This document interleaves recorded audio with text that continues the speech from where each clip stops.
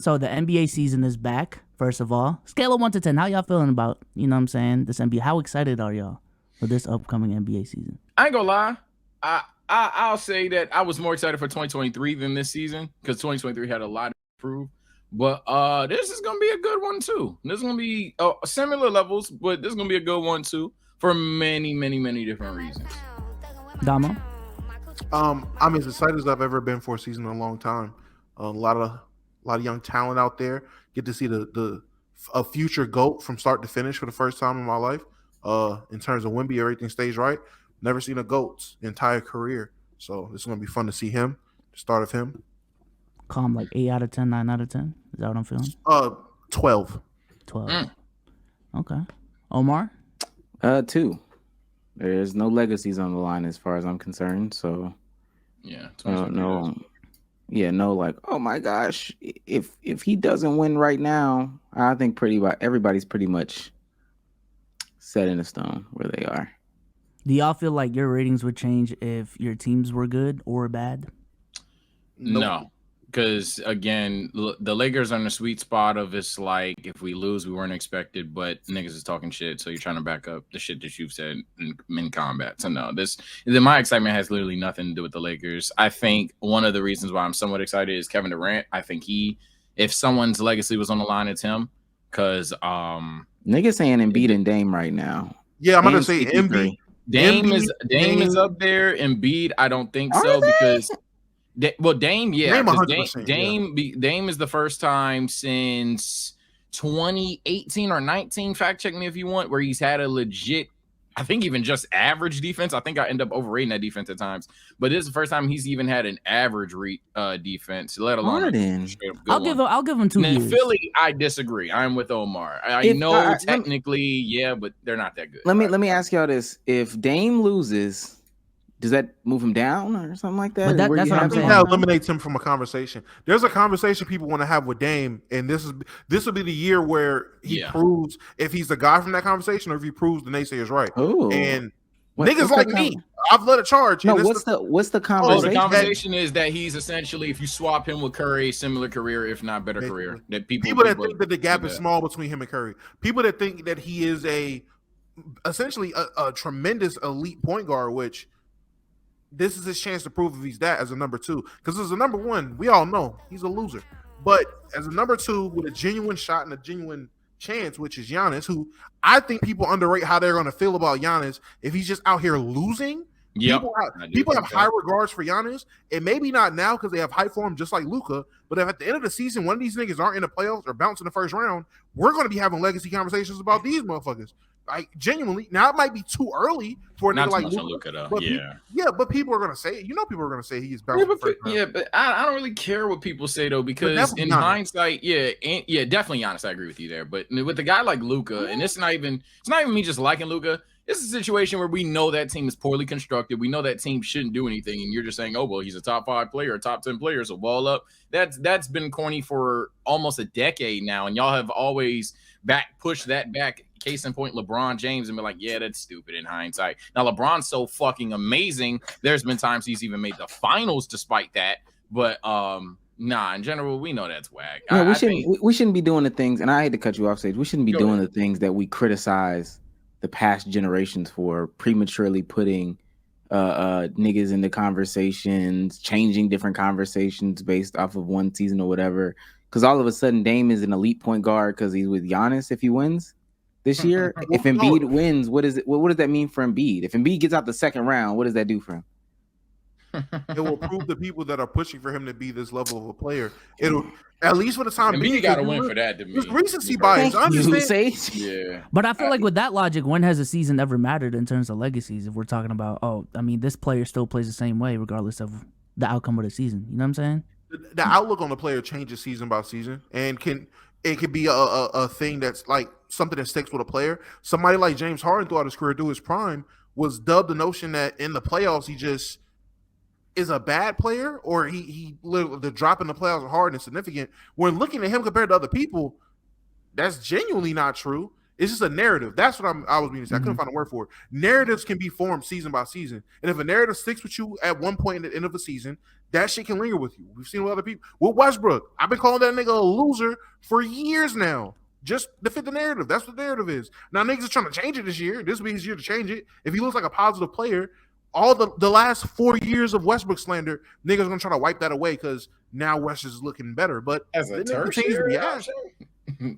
That's what I'm saying, Sage. if he starts coming off the bench 2 times over, but they're winning or whatever, like all of a sudden, I think those healthy, that's a contender. I think the way that niggas look at this conversation, even when I say it, like, oh, that's like super hyperbolic. Yeah, there's somebody out there that's like, hey, I still got Dame on the edge of this, he's close to Curry conversation. That's done, bro. Like for the masses of people.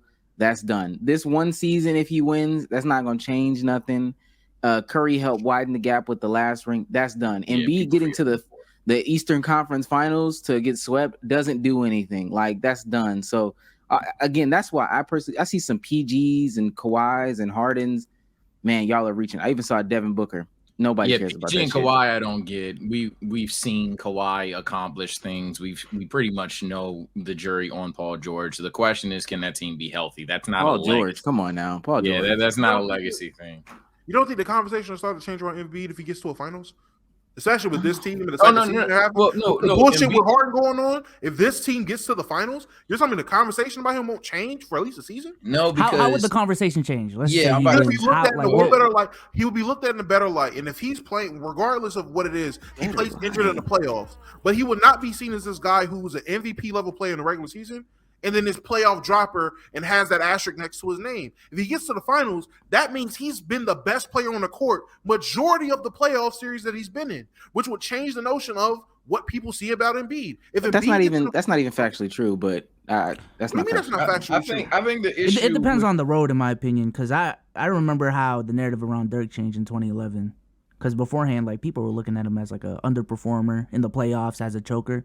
But once he won that 2011 clutchest player of all time type shit. So but it could happen for Embiid. If they face the Bucks, the Celtics, and then in the finals they face, I don't know, the Lakers or even the Nuggets. Before they won that finals, where was Dirk as far as power forward ranking goes and all-time player ranking goes?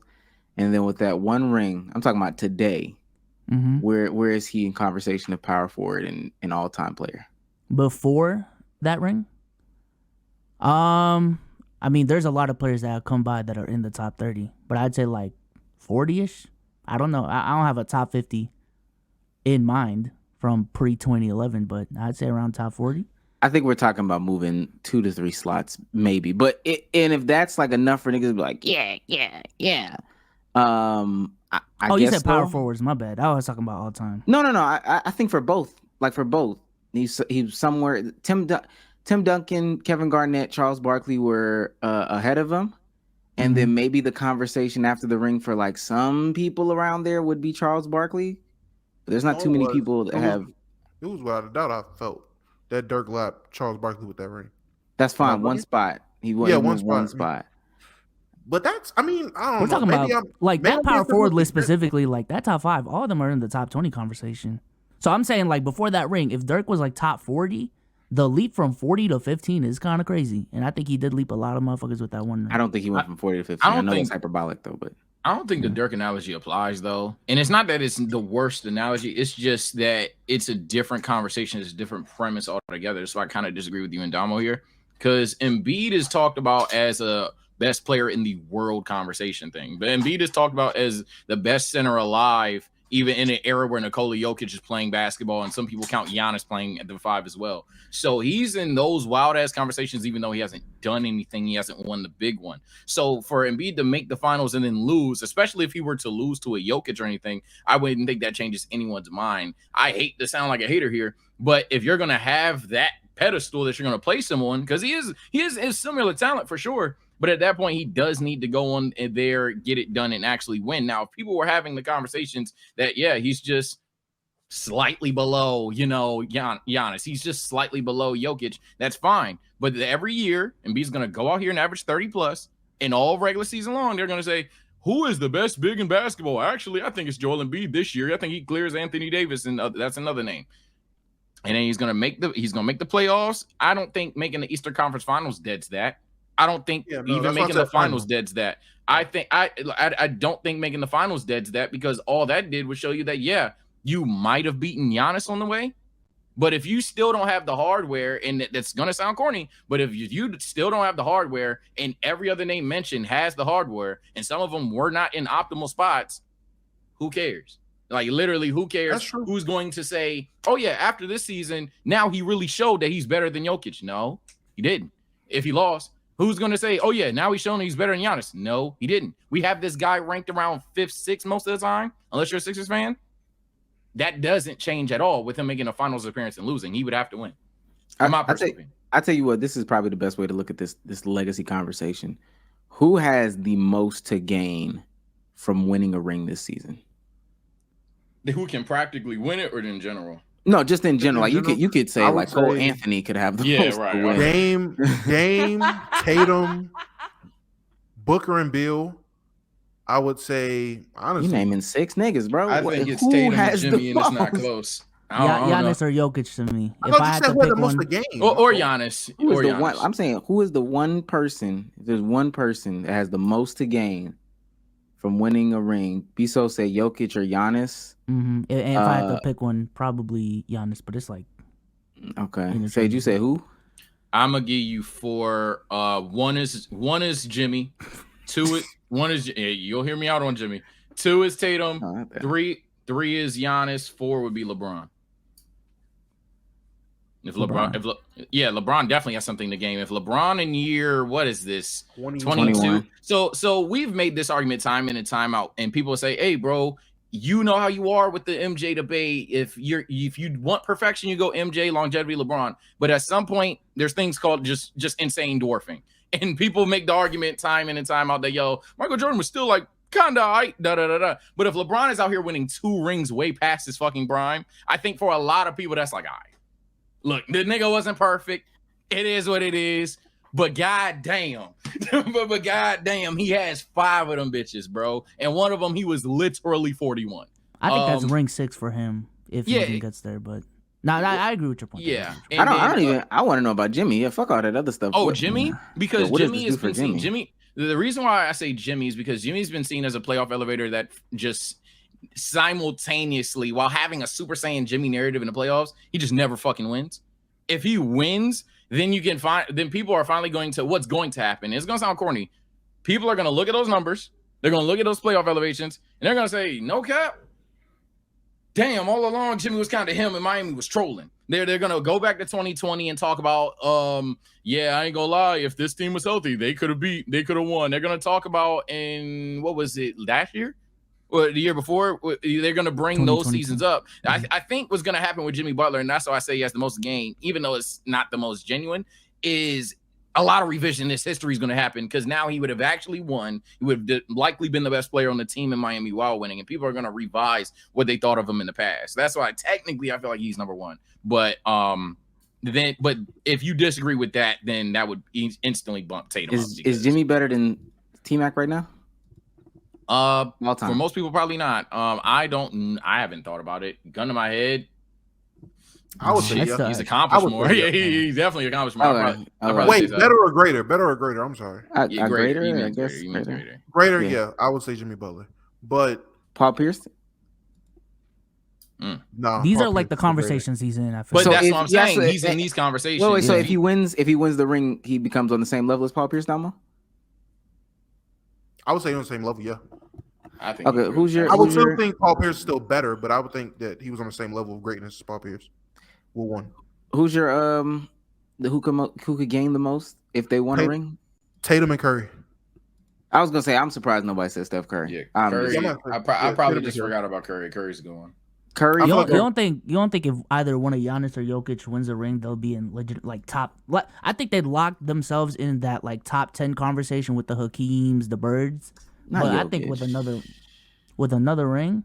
No, Giannis, that's it for third, so I'm not far off. I think with Giannis, I personally, in terms of an all-time debate, I think Giannis more than Jokic, but I would still say Curry and Tatum have the most to gain from this ring before them. Curry, my 2 would be, and I was crazy because I shook Damo down for 1.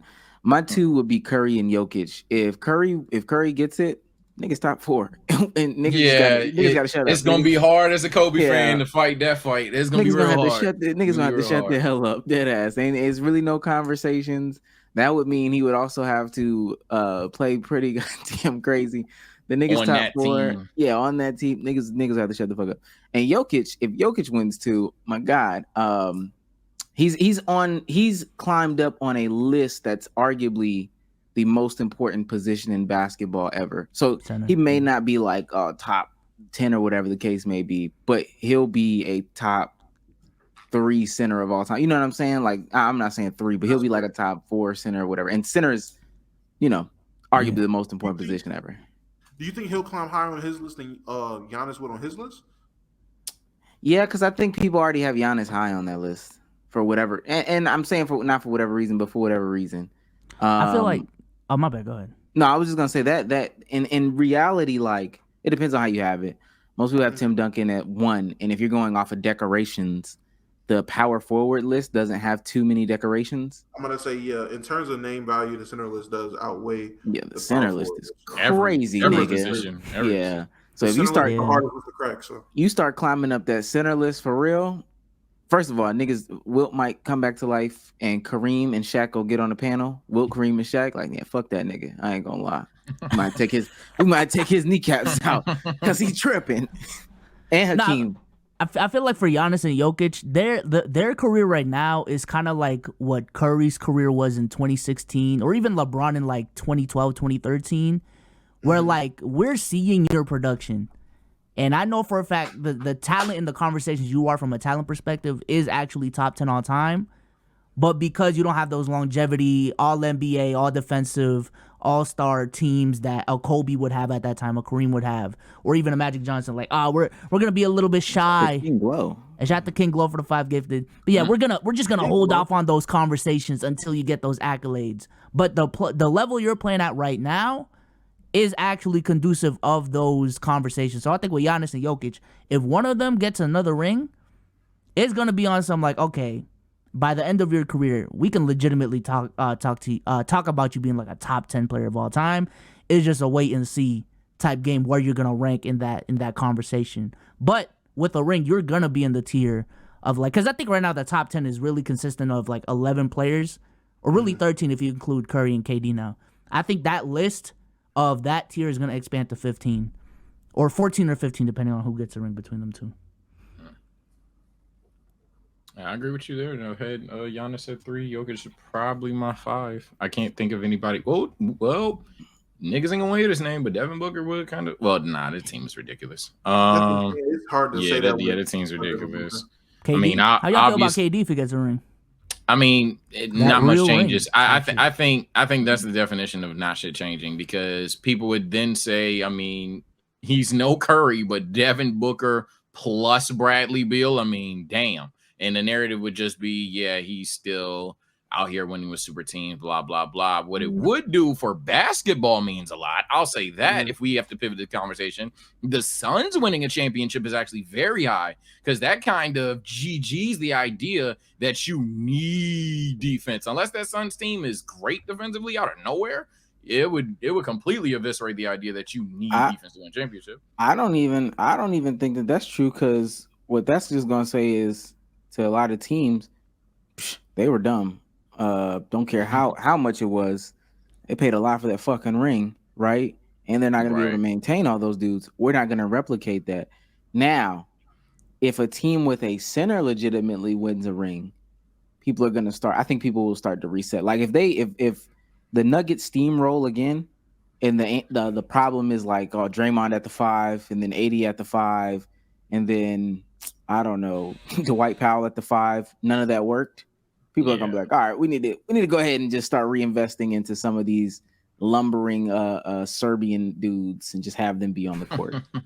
I think that'll be the case. Kind of like when Curry started winning rings, and he was like, oh shit, we gotta get some guards. Where Trae Young at? With that Trae Young kid, like 17. They gonna be in San Antonio looking at Wemby like, all right, my nigga, that shit outside is cool. Get down there, put you some weight on, and take these back downs. Type shit.